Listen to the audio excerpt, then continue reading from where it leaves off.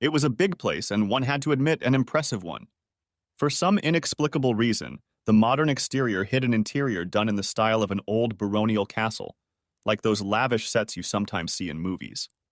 Basically, it's a Victorian interpretation of the perfect medieval castle. In fact, in the good old days, they didn't have the technology to build such large and extravagant buildings. One thing I knew for sure was that the wedding would not have taken place in such a venue if I had paid the bill. But my ex-wife Shauna had made sure that didn't happen years before. I thought I had found a safe hiding place, tucked away in the pseudo-minstrel's gallery, which served as both a spotlight tower and a projection room, from which I could watch the ceremony but not be seen by anyone on the floor of the main hall below.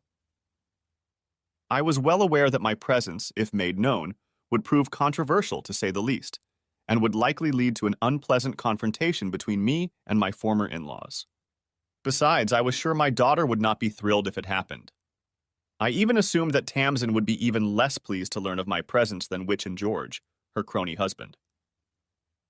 Anyway, I was sitting in silence, lurking at the back of the minstrel's gallery, from where I could watch the wedding of my estranged daughter, when suddenly a voice whispered right into my ear.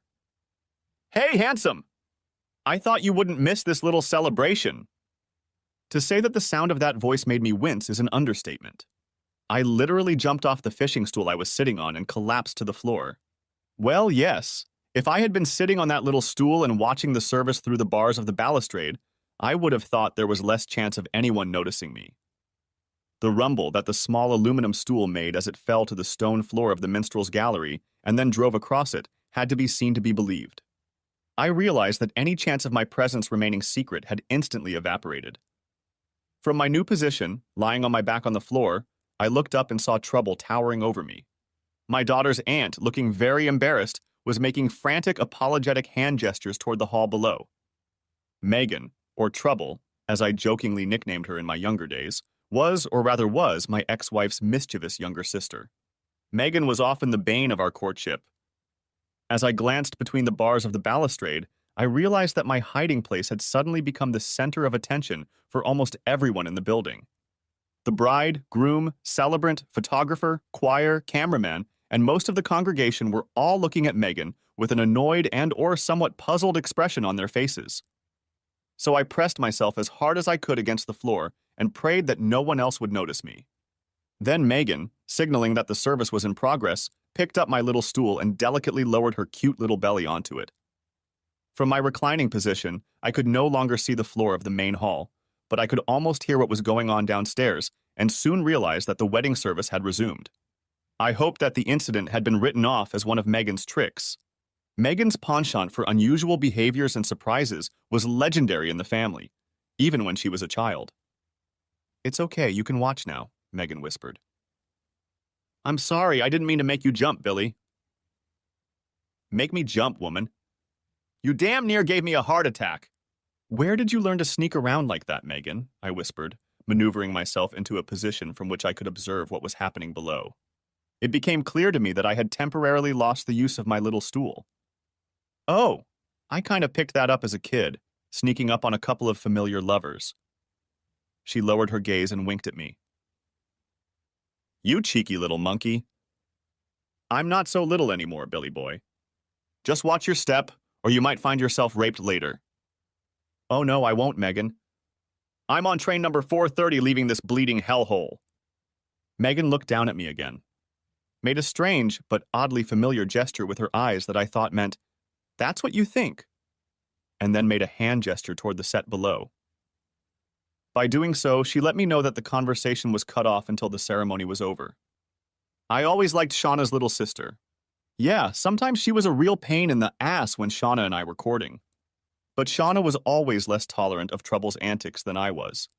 Megan always struck me as a good-hearted kid who needed attention.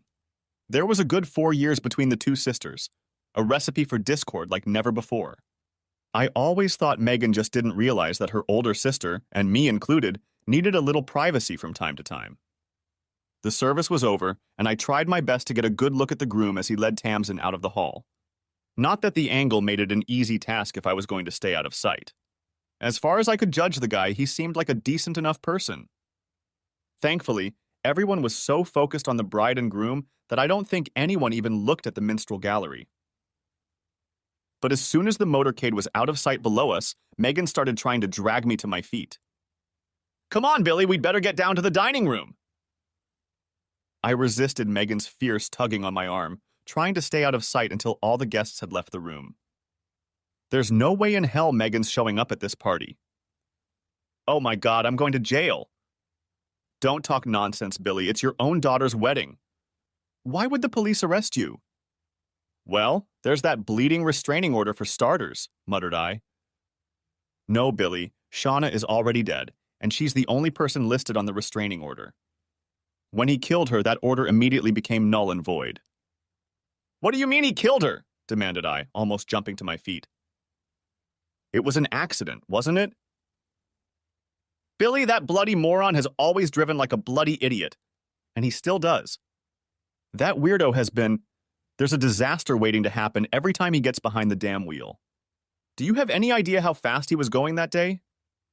I know very little about it, Megan. I saw skid marks on the road, Billy. He drove like a bloodthirsty idiot that night, just like he always does. I just can't understand how he hasn't been prosecuted for my sister's murder. Even Tamsin knows who's responsible for her mother's death. You may have noticed he wasn't there tonight. He wasn't invited. Me too, Megan. Yes, you were, in a way. I just couldn't find you to let you know. Look, my invitation says, Missy, Megan Stone and a guest. No reservations or anything. Guess who's going to be my guest? I laughed out loud. You've got to be kidding me, Megan. Me showing up at Stone's wedding? Been there once, remember, my girl, and you remember how that turned out in the end. The fact that my sister was a stupid cow has nothing to do with it, Billy. You're Tamsin's father and... Christ, you were supposed to be there today, giving her away in marriage, not her grandfather. Now you and I are going to the reception together, and I don't want to hear any nonsense about restraining orders. My Uncle Albert assures me that there is no legitimate reason why you should not attend the reception as my guest. What's more, he thinks it's a damn good idea. He's always been in your camp, you know, even when things went wrong. And here I was wondering why that old bastard doesn't represent Shauna, commented I. Look, Billy, if my Uncle Albert thought he could get away with it, I'm damn sure he'd represent you for free. He was totally unimpressed with my sister's behavior back in the day and took a real hard line on her and my mom and dad. He outright refused to represent Shauna. As far as I know, he and my mother haven't spoken 2 polite words to each other since. The only time I ever saw them in the same room together was at Shauna's funeral. I think Uncle Albert was a little disappointed that you didn't show up that day. I wasn't even in Megan's country. I was helping a team filming the fauna and flora on South Georgia. Ever since those people got trapped there when the Argentines invaded. Well, they prefer us to stay off the ship if possible. Anyway, I didn't know anything about Shona's accident until 3 months after her funeral when we returned to the UK. I met Toby. What's his name in Falmouth, and he told me about the accident. While I listened to the explanation, Megan lifted me to my feet and started dusting off my whistle. No! That's my costume. God, some people's minds, I ask you. Come on, Billy, Megan continued. Let's go down to the front desk before the line for the reception dissipates. The way Megan gripped my hand tightly, I realized that, whether I liked the idea or not, Megan had decided that I would attend my daughter's wedding reception. Against my better judgment, I apparently admitted defeat. I had to admit that it was probably only because of the considerable amount of alcohol I'd consumed in the previous 24 hours. It clouded my judgment enough that I was able to give in to Megan's desires. Yeah, look, I'd better explain. When Shauna and I first, broke up, I have to admit that I didn't handle the situation as well as I could have. I ended up spending more than a few days visiting American authorities, or local law enforcement anyway, when I took it upon myself to exact a little retribution. I gave the new man in Shauna's life a little reprimand. It might have been a frivolous and somewhat enjoyable endeavor, but in the long run it was going to turn out to be very misguided. The confrontation didn't end the way I expected, and as a result, I got a thorough kick in the ass. Unfortunately, Shauna somehow got caught up in the mess, and this led to her visiting the nearest ambulance. That's what the Yanks like to call them. Hence my incarceration and the numerous court orders issued in both the US and the UK forbidding me to go closer than a mile or so to Shauna's whereabouts, permanently or almost permanently. Anyway, I can assure the reader that I personally have never laid a finger on my unfaithful wife. Well, to the best of my knowledge, not once. This statement will probably become clearer to you later, I'm sure. Where was I? Oh, yeah. Anyway, after the court had had its way, I was an ex-convict, as the Yanks like to call us, and was labeled a bully and a wife-beater. And after the fight, I was unceremoniously stripped of my parental rights to our daughter Tamsin. Almost all of this happened while I was still in an American prison, by the way. Not a pleasant experience, I assure you. However, at that time in my life, nothing was fun at all. The label of an ex-convict did not help my work career much either. Try to get a work visa to the United States with such a record.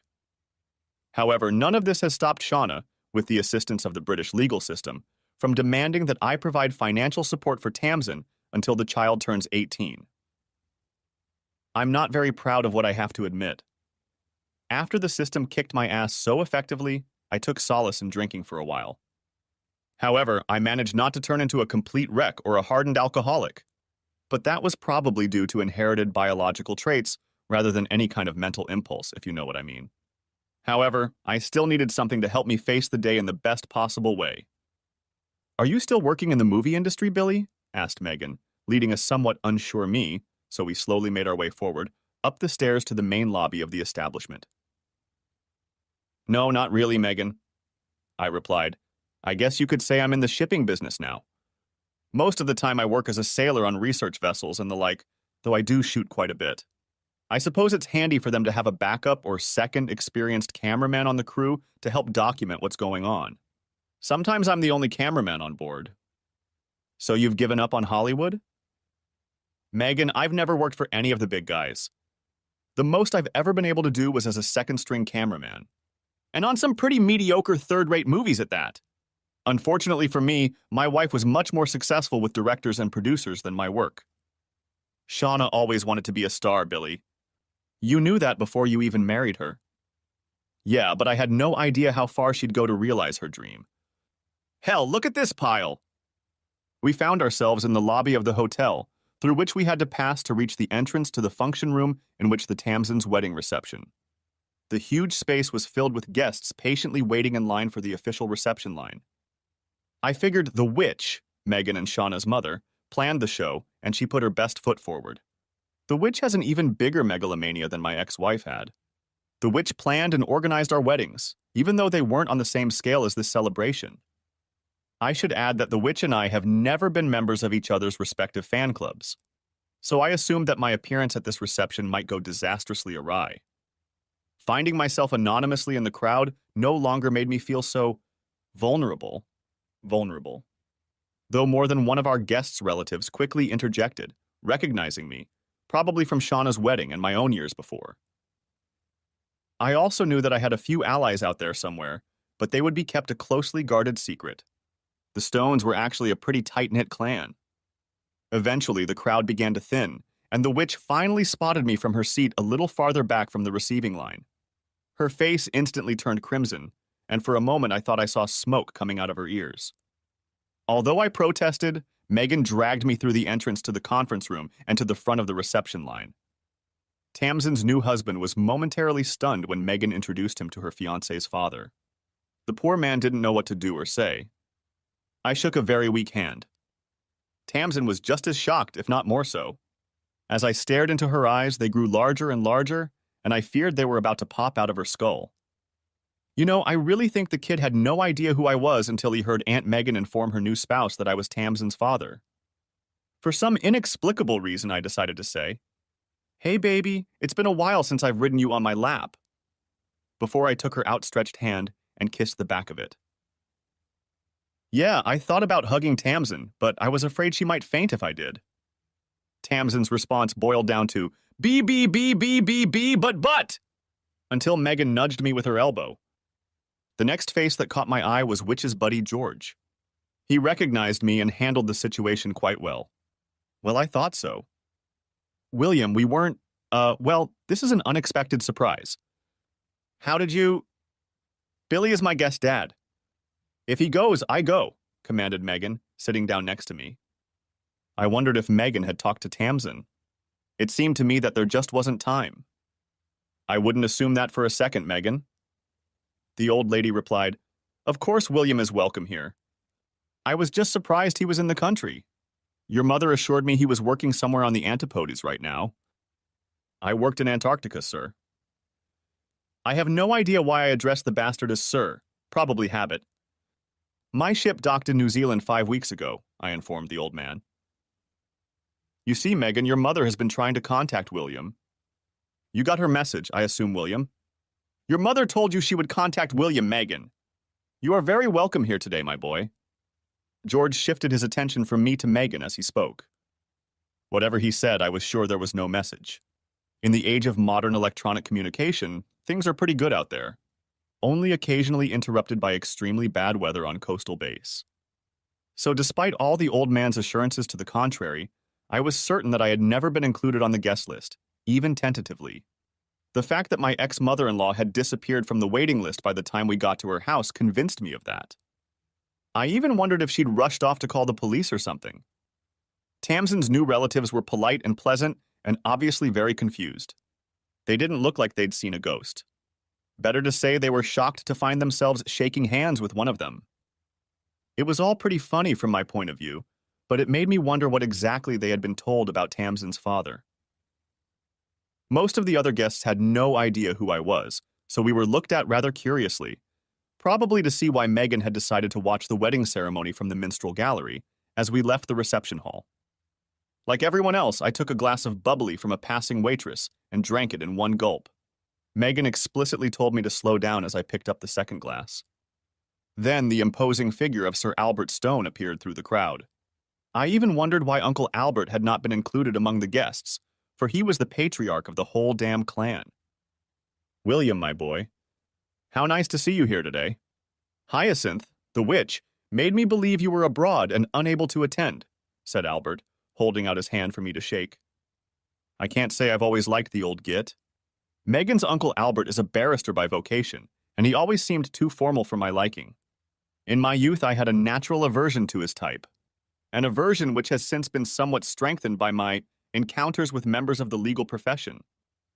However, Megan hinted that this old geezer had sided with me during the collapse of my marriage. As a result, I was forced to do a quick reassessment of my feelings for this character. How do you do, sir? I replied, shaking his hand. It's nice to meet you again.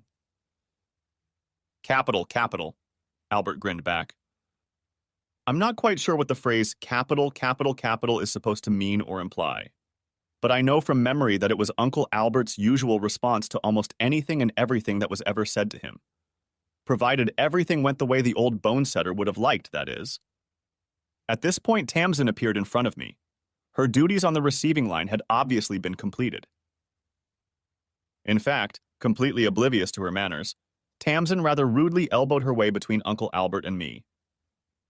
The expression on Tamsin's face I can only describe as one of sheer disgust. You don't have everyone at home here. What do you want to get some handout or something? Or do you just want to embarrass me? Demanded Tamsin, though surprisingly quiet. I suppose I should point out that Tamsin's words, and the way she said them, were taken straight from the witch's repertoire. It wasn't my daughter speaking to me. It was Tamsin who had been brainwashed by the witch since she was born. The realization of that fact disappointed me, but I didn't take offense at Tamsin's attitude toward me. It only reassured me that everything was as I had expected. I shifted my gaze from my daughter to Albert and then to Megan standing next to me. I told you this was a bad idea, Megan. I better leave, I said and turned to leave. No, wait a minute, young man, exclaimed Albert, loud enough to get the attention of almost everyone standing nearby, and imperious enough to make me stop instantly.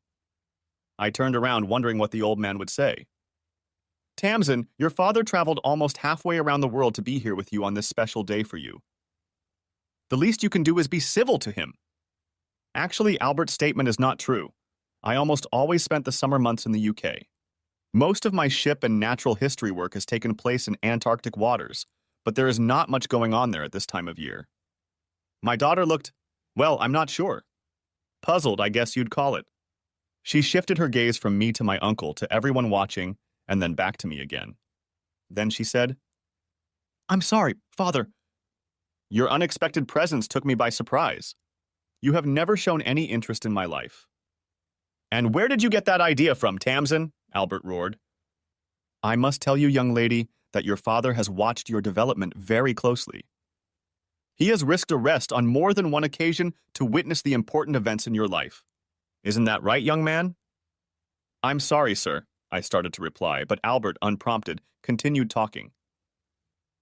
"Prize giving at that bloody, stupid, expensive school your mother insisted on sending you to.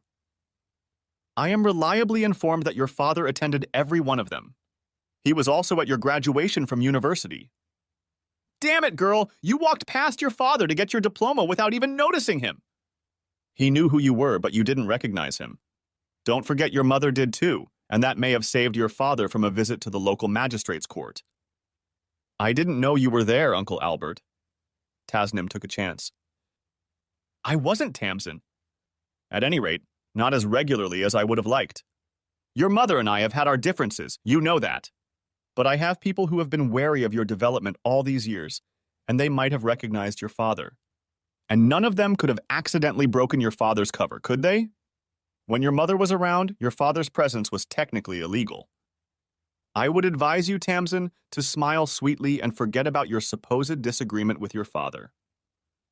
I assure you he, or rather, your father's reputation in your eyes, has always been a victim of circumstance, coupled with your late mother's extremely poor judgment. Let's call a family truce on this special day, shall we?" By this time, my daughter was looking pretty sheepish.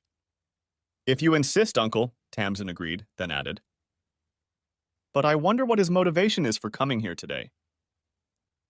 Then Tamsin turned her back to me and disappeared into the crowd. After watching her leave, Albert turned to me.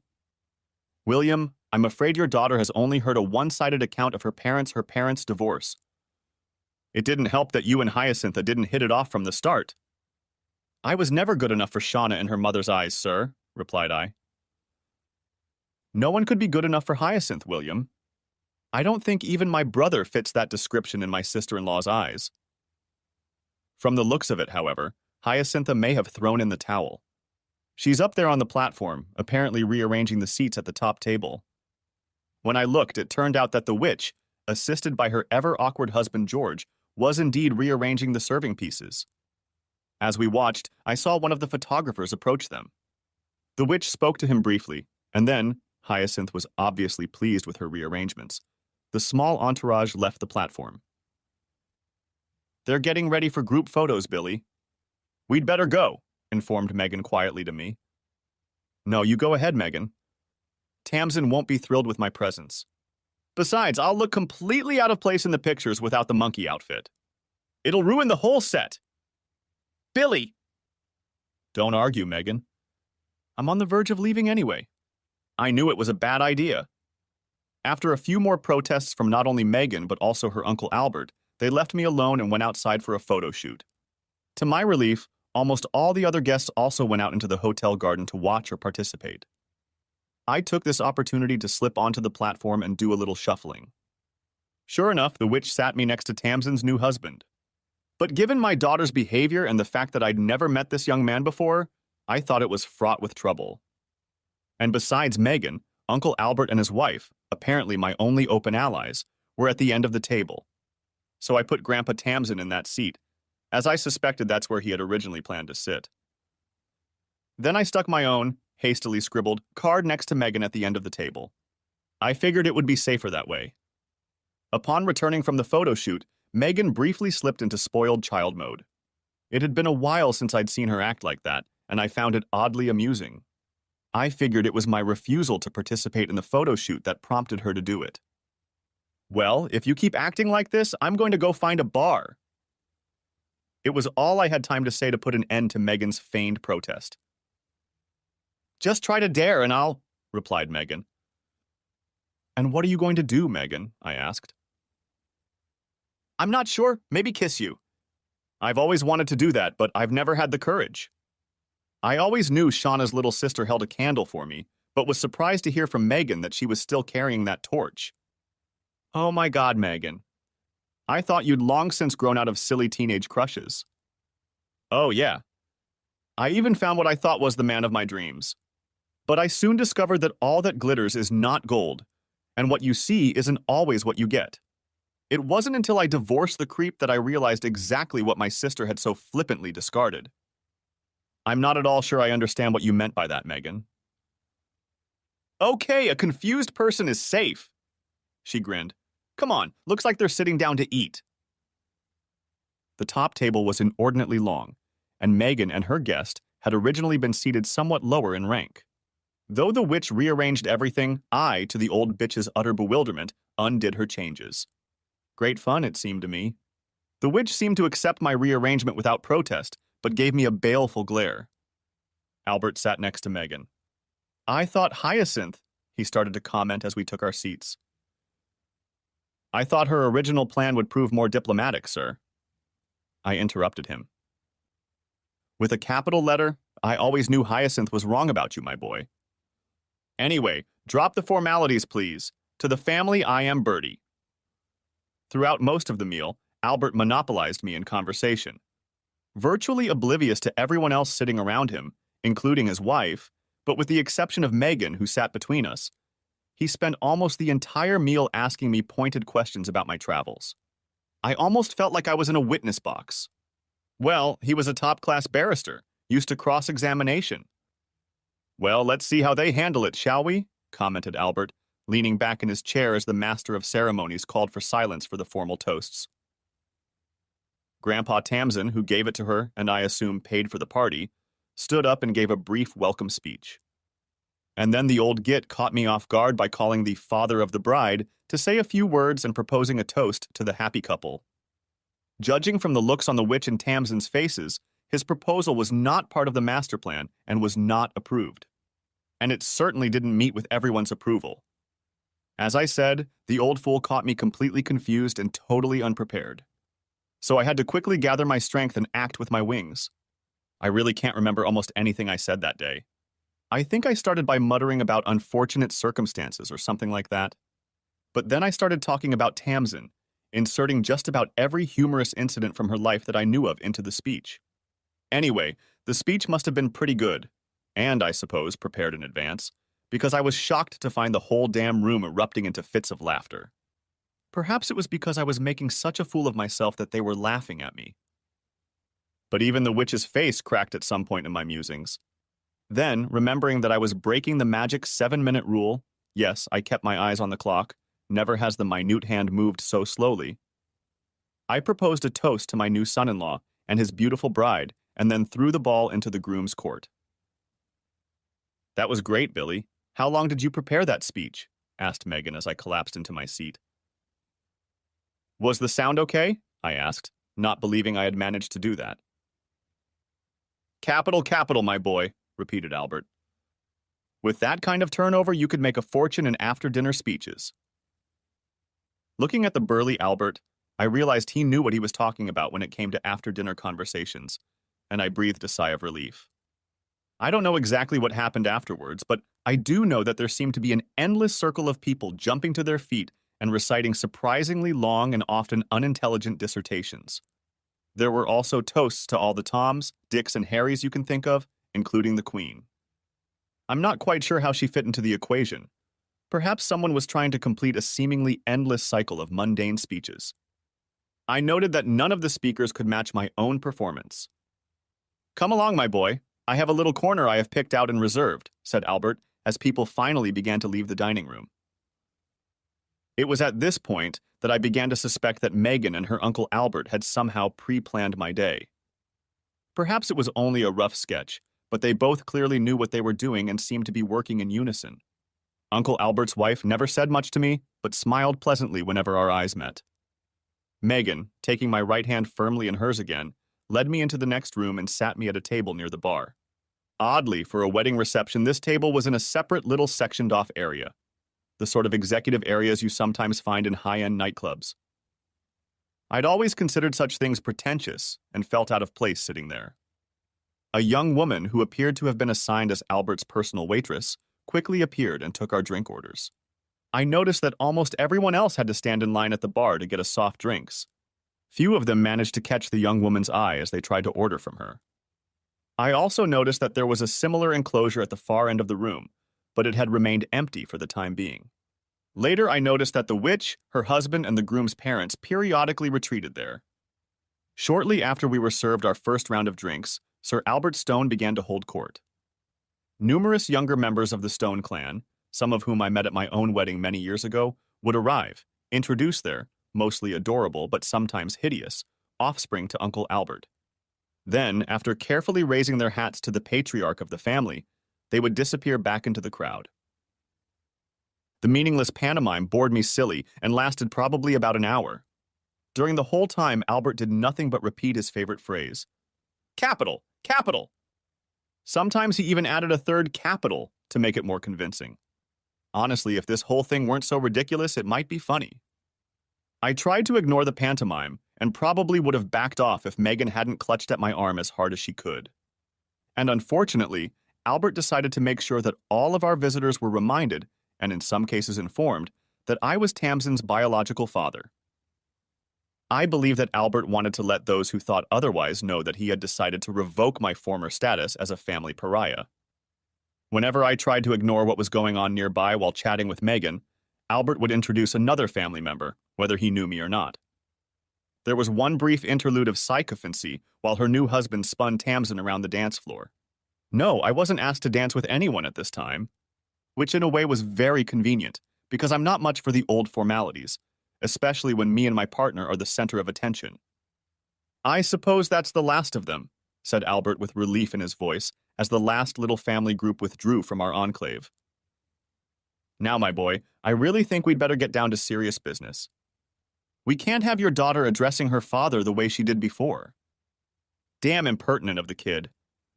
It would have been nice if you'd been around to get her on her knees and give her a good spanking years ago. She sure needed it. Heck, her mother needed it too. George was always too soft on Shauna, and then there's young Megan." "Oh, hello, Uncle Albert," grumbled Megan. "Oh, you weren't so bad, Megan. But you have to admit you were a sassy little kid sometimes. Sometimes you gave your parents a real dance and song." "I've never been as bad as Shauna, Uncle." "No, I'll agree with you, Megan.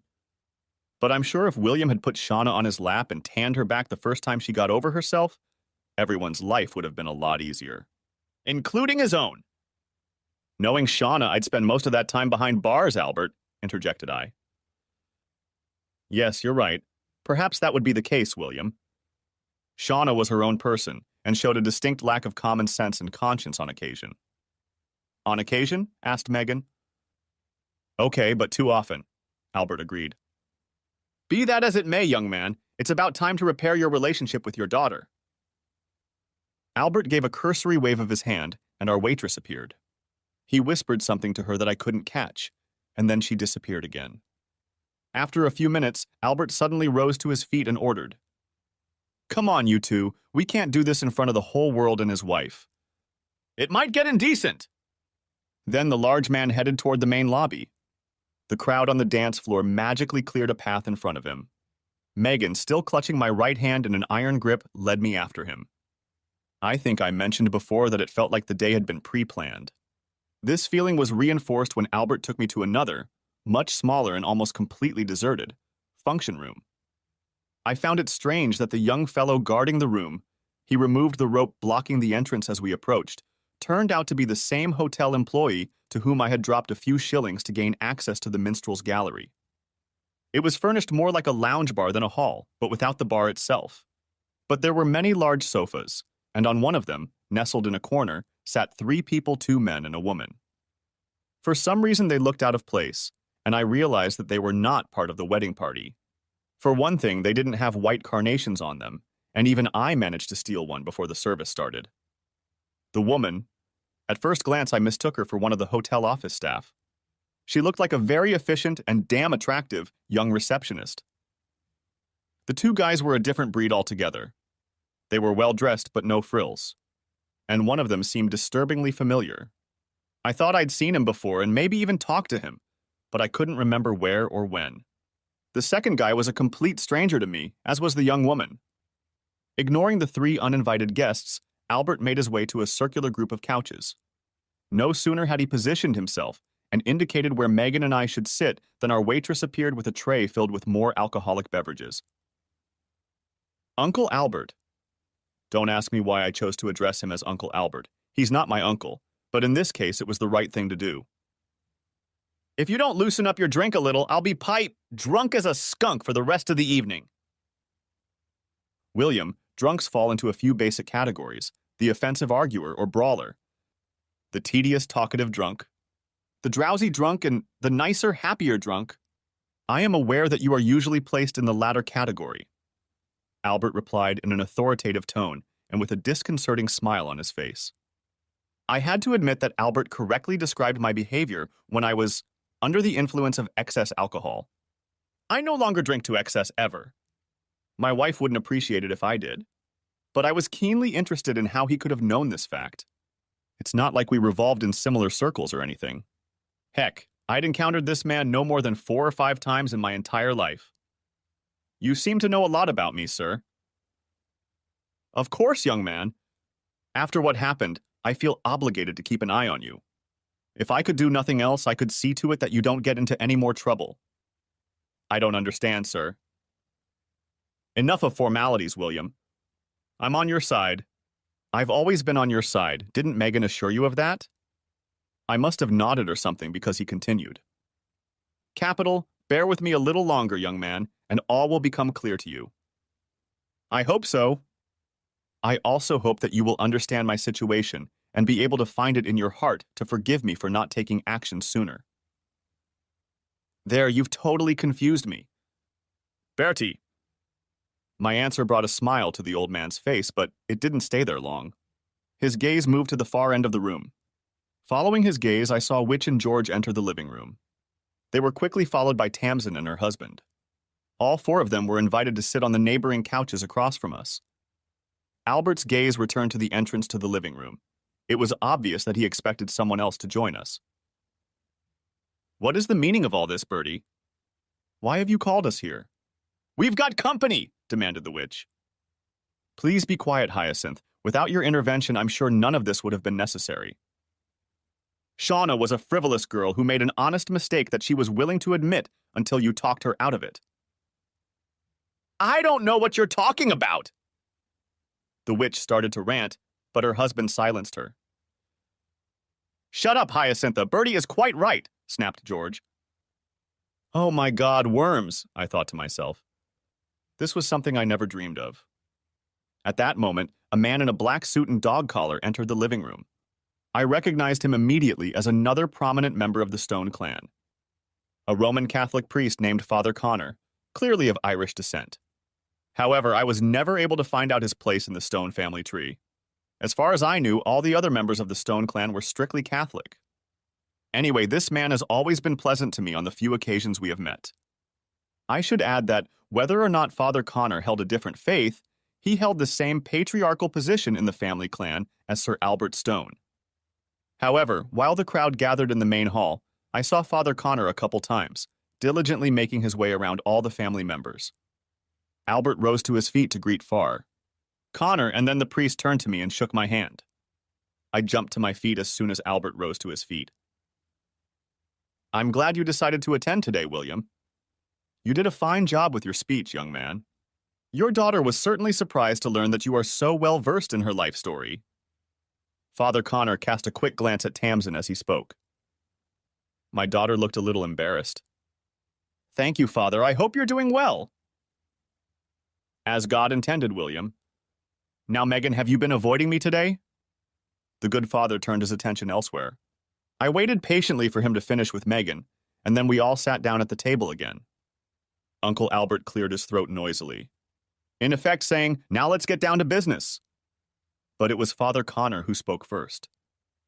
Bertie, you do realize that confessions are supposed to be confidential, right? Totally, Joe, Albert replied. Until recently, my actions have been equally limited. However, it seems to me that I might be able to think of a way out of our general predicament. Very well, as long as everyone understands that I cannot divulge anything that has been told to me in confidence, Father Connor repeated. Albert gave Tamsin a friendly look. Tamsin, would you deny me a favor? I want you to imagine that we are in a courtroom and that you are testifying. You are under oath, if you understand me. Yes, Uncle Bertie, but I don't, began Tamsin to answer. I don't expect you to understand, Tamsin. Not yet. I hope it will become clear to you soon. If not, all this pantomime will prove to be a waste of time. I just want you to answer my questions as fully and honestly as you can under the circumstances. Anything I ask you to say will be hearsay anyway, so it will have no legal effect in a court of law. So, are you kidding me? Of course, Uncle Bertie. Now I want you to tell us everything you know about the breakup of your parents' marriage.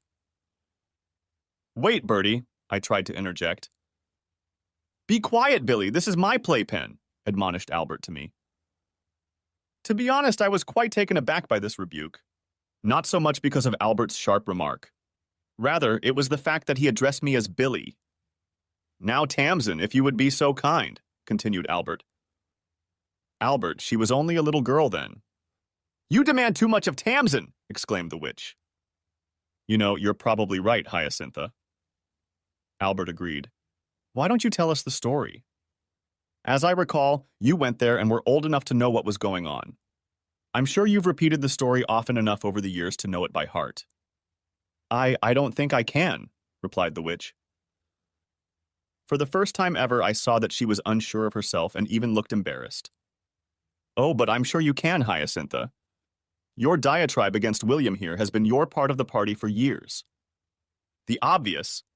Albert's attack on her grandmother stirred something in Tamsin. She straightened suddenly.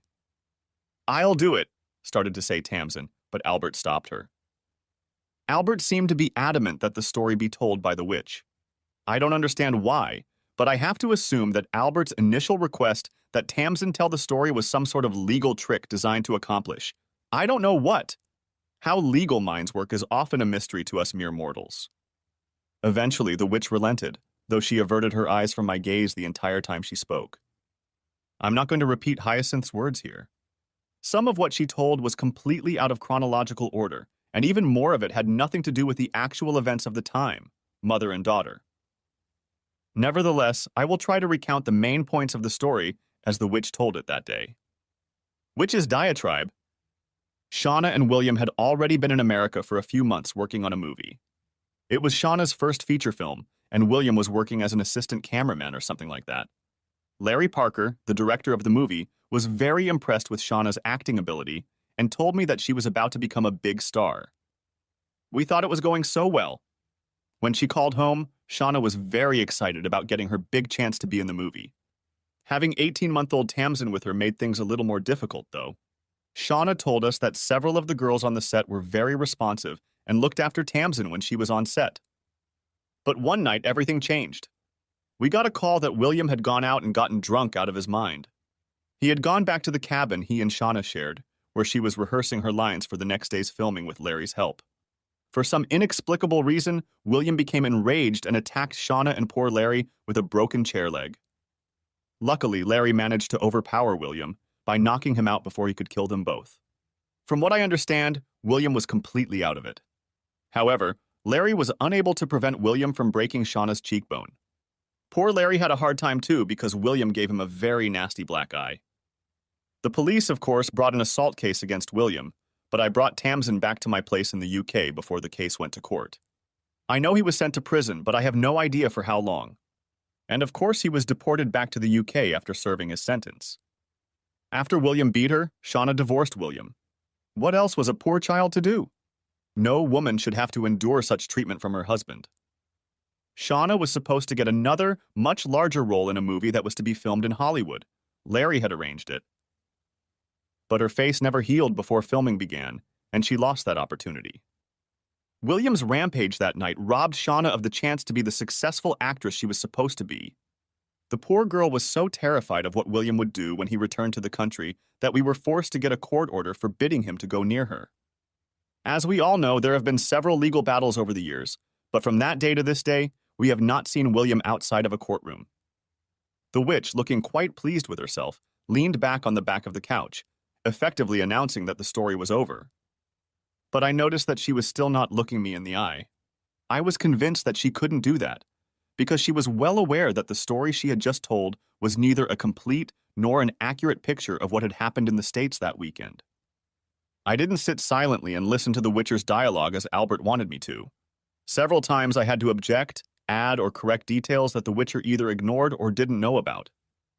However, Megan, still clinging tightly to my right hand, seemed to sense every time I was beginning to lose my patience. She squeezed my hand, and almost at the same instant, apparently they were communicating somehow, her Uncle Albert signaled me to be quiet. "You seem to be a very rowdy drunk, William," remarked Albert. "I find that very hard to believe. And it's also rather strange that you managed to keep out of jail already. It must have been 22 years?"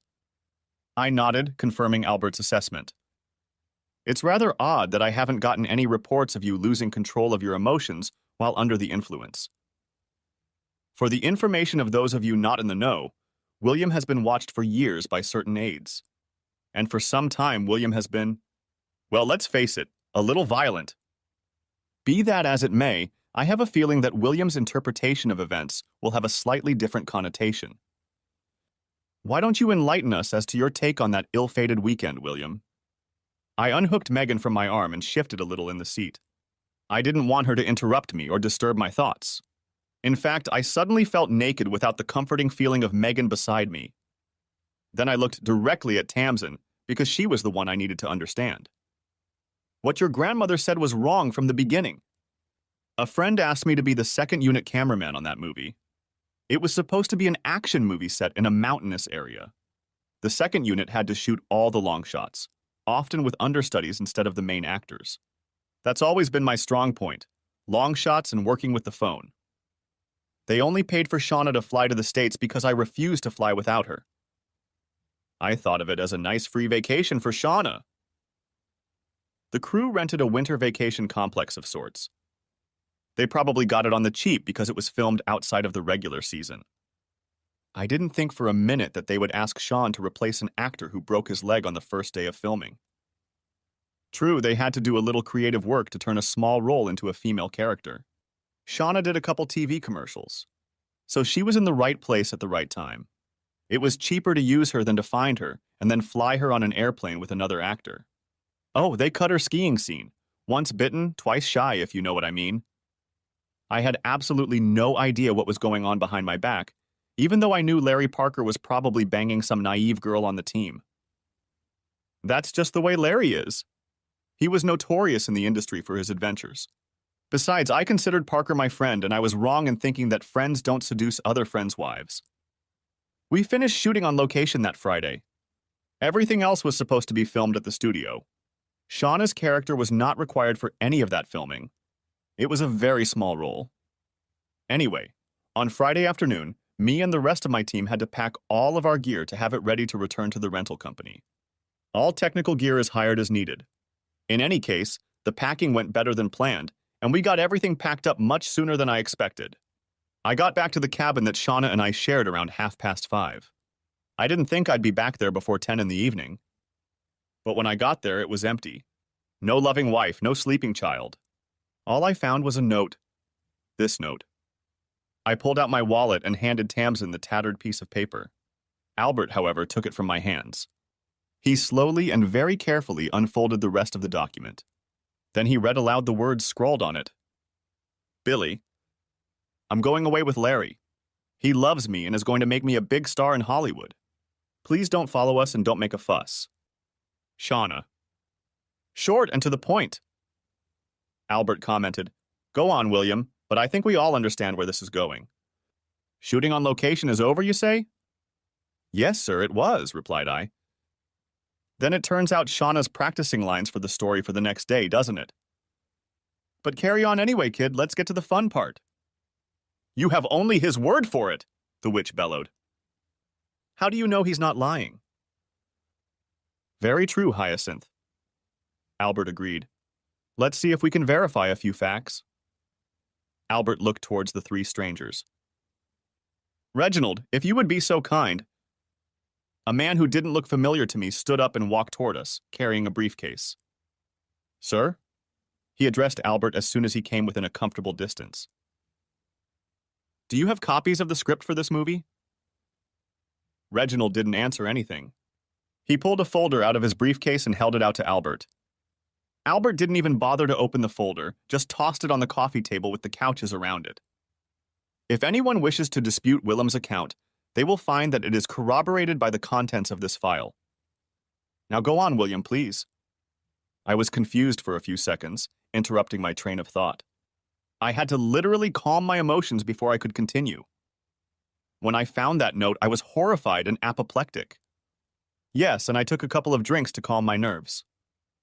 But then I realized that I wasn't supposed to return to camp until the evening. What's more, I remembered seeing Larry's rental car parked outside his cabin when we got back to camp. Then it occurred to me that Shauna and Larry might have miscalculated. They thought they'd be long gone before I found that note. I have no idea what the prudent thing to do in those circumstances was. All I know is that I wanted at least an explanation from Shauna as to what kind of game she was playing. Parker, I was sure, would dump Shauna as soon as another stupid slut caught his eye. I really couldn't believe that Shauna had forgotten everything I had told her about how the man operated. I wasn't stupid enough to introduce my wife to Parker without preparing her beforehand. And when that nasty type turned on the charm, even the blood-sucking birds in the trees flew to him.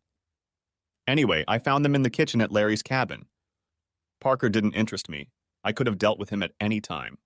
He couldn't hide from me for long and stay in the industry, if you know what I mean.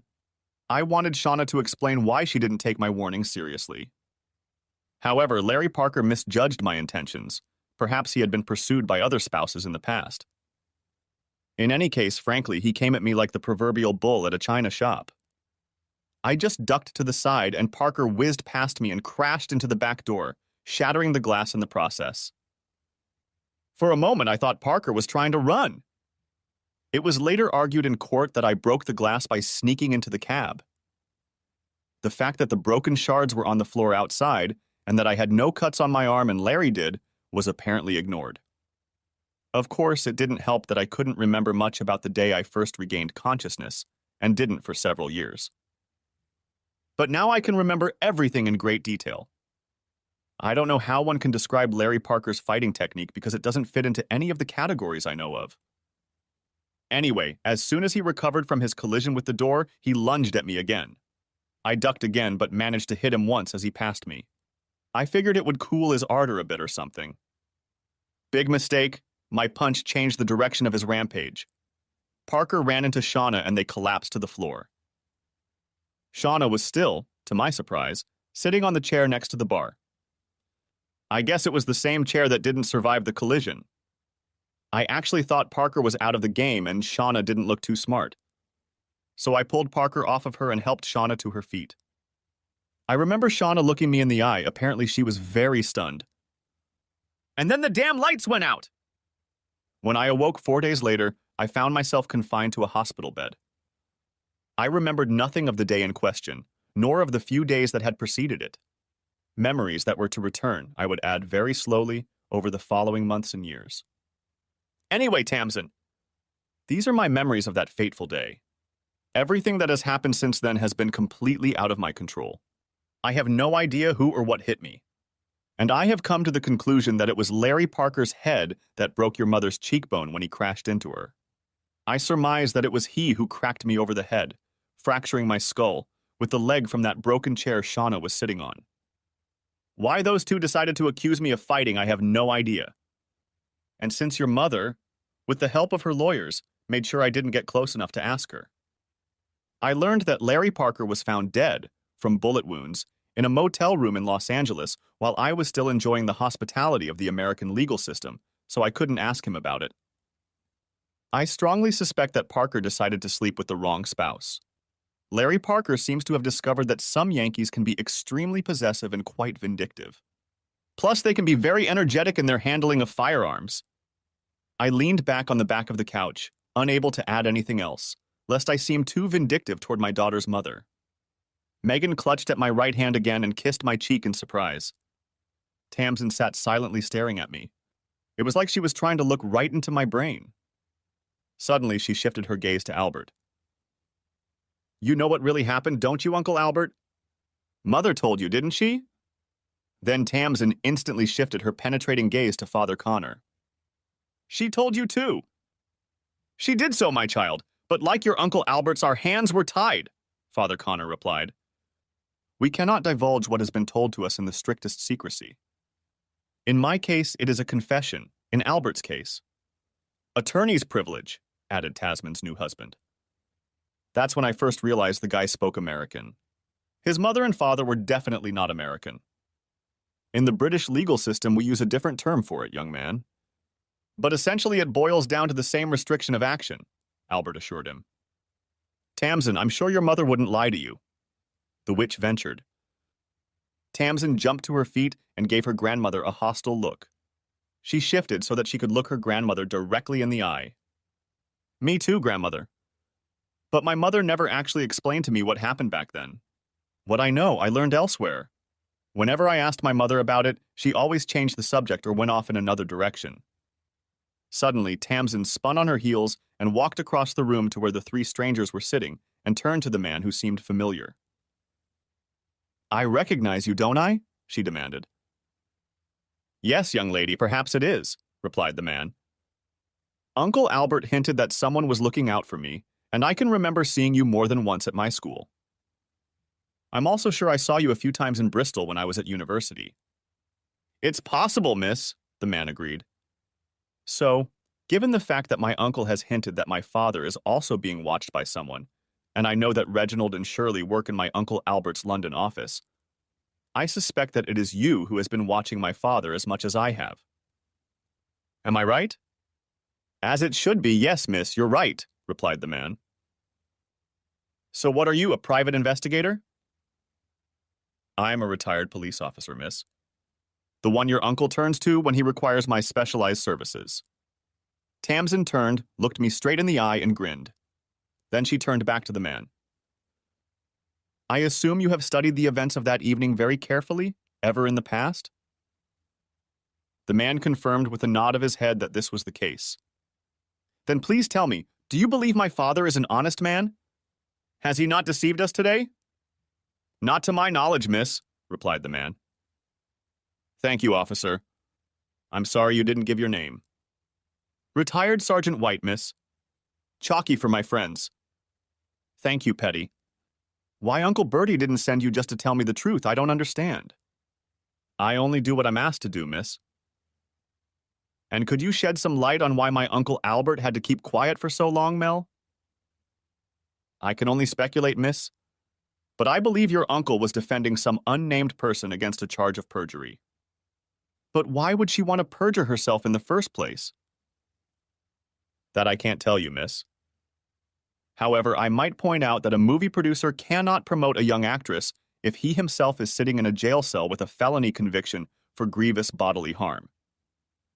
Or whatever they call it in America. Suddenly it all made sense, exclaimed Tamsin. How long have you known your father? She asked, turning to look at me. No, Tamsin, but that's what I assumed, I replied. I don't know how seriously your mother was hurt that night, but I wasn't sure from the beginning that she remembered the events as clearly as she claimed in court. Shauna may have repeated to the police the story Parker fed her. Tamsin turned to Petty again. May I invite you and your assistants to be my husband and guests of honor for the rest of the evening? She asked. All three of them thanked Tamsin, after which she literally pushed them out into the main function room. Then she slowly walked back across the room to us, looking me straight in the eye the whole time. Tamsin, the witch began, stepping closer. Please don't talk to me now, Grandma. I'm too angry and I might say something I'll regret. Grandfather, be good enough to see your wife off and attend to the guests. Paul and I will be out soon. Without a word, George lifted the witch to her feet and guided her down the road. Tamsin walked over and hugged Father Connor and then Uncle Albert. She did not speak to them, but just hugged them. Then she turned to Megan and to me. May I take your mind off my father for a moment, Aunt Megan? I'd like to talk to him alone. Then she turned to her husband. Paul, Aunt Megan likes to dance. The guy understood, and so did Megan. When they walked out into the main hall, Tamsin had been running me the same way Megan had been all day, headed out into the hotel gardens. For a very long time, Tamsin didn't speak, just held tightly to my left hand. But finally she asked, How can I begin to apologize to you, Father? Slightly confused, I asked, Why, baby? She stopped, and I turned around to face her. Well, I guess the way I spoke to you earlier. But I feel like I have something to apologize to you for. If I could just figure out exactly what for, I'd feel a lot happier. The truth is, kid, you're the one who should be apologizing. You and I are the victims. All we have to do now is make up for lost time, I replied. You don't look very angry, Father. I've had many years to realize that anger doesn't make things better, Tamsin. What it can do, though, is get you in very deep trouble. Believe me, I've been through this before. But Grandma, your grandmother never loved me, Tamsin, ever since your mom and I started courting. But why, what did you do that upset her? I was born on the side your grandmother considers wrong, Tamsin. And I courted her daughter. Snobbery, plain and simple. Will I like my father looking over my shoulder? I hope so, kiddo. But I won't be able to be around all the time. Remember, most of my work involves Antarctica. I'm there most of the year. Somehow I don't think my Aunt Megan is going to like this. She seems to have a bit of a crush on you. What happened to her husband? I think she got married, I asked. Okay, that's not true. Megan hinted that she was married. I just wanted to get a little history without asking her. Tamsin chuckled. Oh yes, that's right. He was a handsome fellow too, but a little too skilled with his fists. What do you mean? They were arguing about something and he hit Megan. God, what has she done? Dad, do you remember Aunt Megan telling you how she was bullied at school? Yeah, that's right.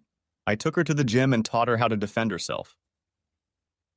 Megan's ex-husband felt the effects of your instructions. He was taken away in an ambulance. Shit, did Megan get hurt? With Uncle Bertie on the case.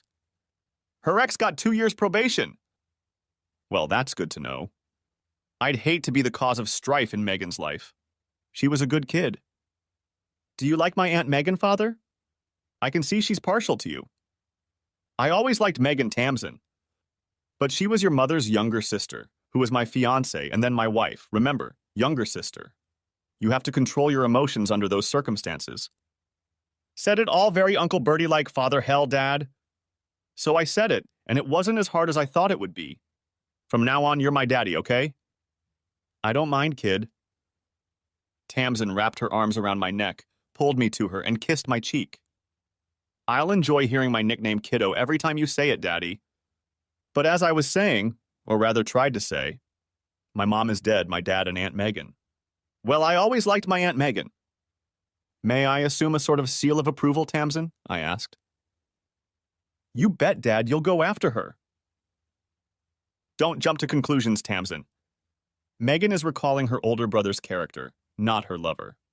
The two are not necessarily interchangeable. Uncle Bertie has spoken again. Let's go back to the house. I want to brag about Daddy to all my friends. What about your new husband? Paul left me to myself on a cruise ship for 2 weeks. He has nothing to complain about. We returned to the house and I was introduced to what seemed like hundreds of young people. I didn't notice Megan, who I hoped would save me, but eventually Bertie appeared beside me.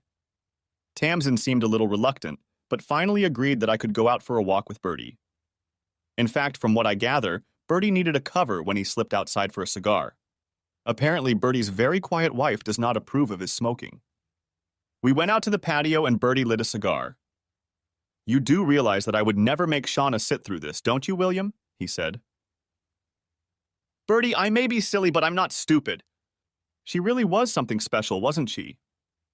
Yes, she was, and she was terribly afraid of going to prison, especially an American prison. I wonder, would have sent her to prison for perjury. She must have hit her head pretty hard to break her cheekbone like that. In an English court, I have my doubts. But in an American court, I have no idea. Hyacinth frightened Shauna that she would be sent to prison anyway. And Shauna witnessed your railroad trial. I read the transcript, William. It was small-town justice that left a lot to be desired. A decent appeal wouldn't hurt you.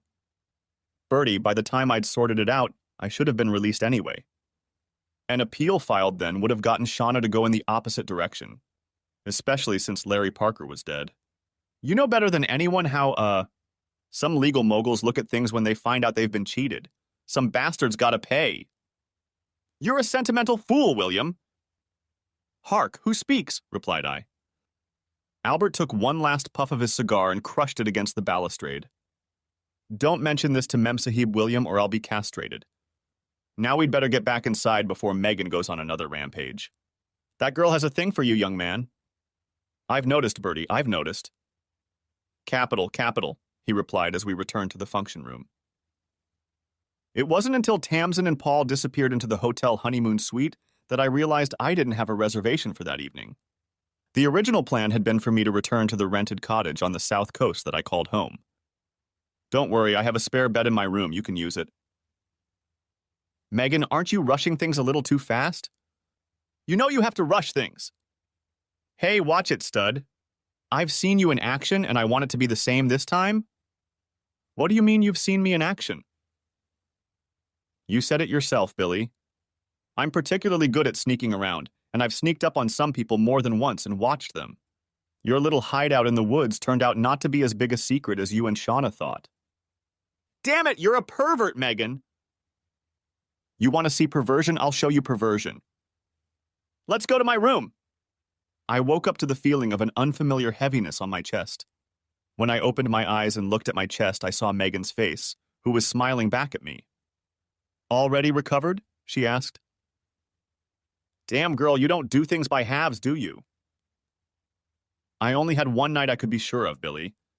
I had to make sure you understood what you were offering on a regular basis. Is that some kind of offer, Megan? I asked. Of course, love, and I can get Father Connor here in no time to make it official if you'll let me. Father Connor is a Roman Catholic. Megan and we're both from the Church of England, aren't we? Details, details, details. I thought you were a sailor, Billy? Yes, but what does that have to do with the price of apples? Any port in a storm, lover. I'd marry a bleeding rabbi if you asked me to. Besides, I've got this one. Megan held out the envelope for me to see. And please tell me what is in that envelope, Megan. 2 cruise tickets. An equally luxurious suite paid for by my old uncle. And it just so happens to be the same cruise where a certain man's daughter and her new husband will be spending their honeymoon. Great, you'll see your daughter during the day and we can have sex every night of the week. Megan, when did you and good old Bertie start planning these Shanghai exercise, or whatever you call it? To be completely honest with you, Billy, the basic plan Bertie came up with after Shauna's funeral. Of course, my Uncle Bertie didn't envisage me seducing you. It was entirely my idea, and fell under the heading of preferred outcome. So what do you think of this cruise? I looked down again and saw the wistful expression on Megan's face. I think I shall enjoy my vacation, my dear. However, we won't have time to get a marriage license before the ship sails. Don't worry, Billy, I checked. It's registered in Bermuda. What does that mean, fact? You'll find out soon enough, hubby. You'll find out! Now, how do you fancy another walk on the deck before breakfast? She grinned. I grinned back at Megan. We only had time for breakfast that morning. Life goes on. C'est la vie épilogue. Megan and I didn't get married on the ship. Although she and I were fine with it, Bertie's wife didn't want to do it. For such an outwardly modest old lady, Beatrice could be very bossy when she wanted to be. Not surprising, considering who exactly she had been married to since time immemorial. Beatrice organized our marriage. I'm sure it was all paid for by Bertie himself. Of course, it wasn't as lavish as Tamsin's, but neither Megan nor I wanted it to be. Frankly, we'd both prefer a private affair aboard ship with Tamsin and Paul as witnesses. The witch didn't attend our wedding, but Megan's father gave her away in marriage. He even said, "This is getting to be a habit, William," as he handed me his daughter's hand. Bertie went through the whole day with a huge grin on his face. During his speech, he even claimed that he was responsible for bringing the bride and groom together. Which I suppose he was, pretty much. Although I believe Megan's determination would have eventually brought us together some other way if I hadn't snuck into Tamsin's wedding.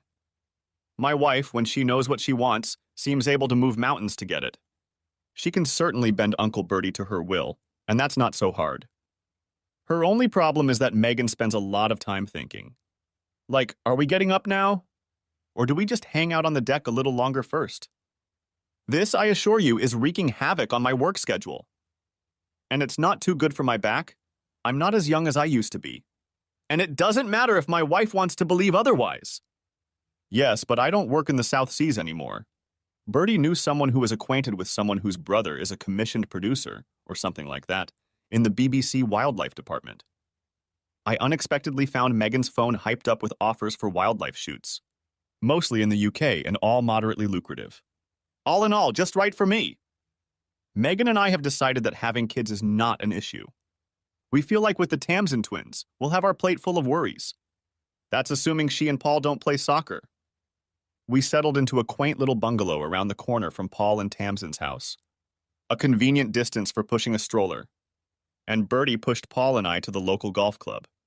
Our Sunday mornings with the four of us became a regular occurrence. The fourth contestant? George, of course. Now that he and the witch are no longer husband and wife, he has been elevated, or restored, to the position of second grandfather in my daughter's eyes. Bertie, of course, takes precedence. Well, since he's the patriarch of the family, what do you expect? Life goes on,